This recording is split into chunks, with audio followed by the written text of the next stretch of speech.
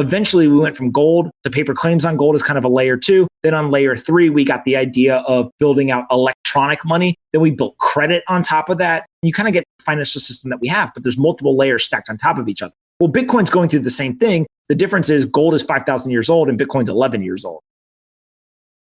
So if you have self-awareness and you have the ability to persist, your self-awareness will cause you to iterate at those important inflection points, right? So you'll come across a fork in the road, your business model is not working, you're self-aware about what's going wrong, either in the business or in your management style.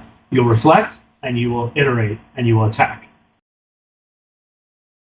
So everything you do in your life affects your business, affects your relationships, affects everything. Or at some point, it'll come back to get you.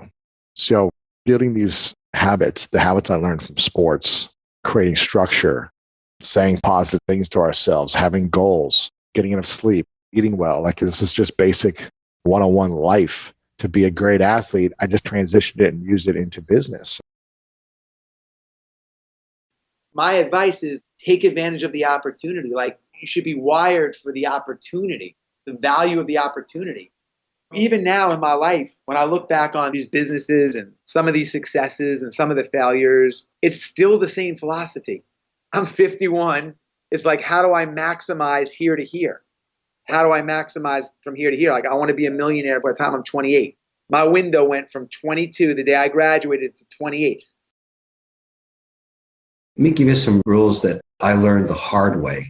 In other words, I didn't do this and I got killed. Number one, never let a stock become more than 5% of your portfolio, or a bond, or anything.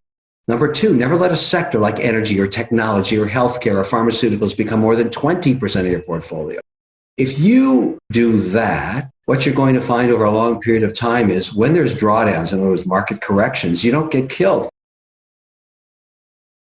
Thanks for watching. Make sure to subscribe and hit that notification bell so you don't miss out on the next podcast episode and new investing resources.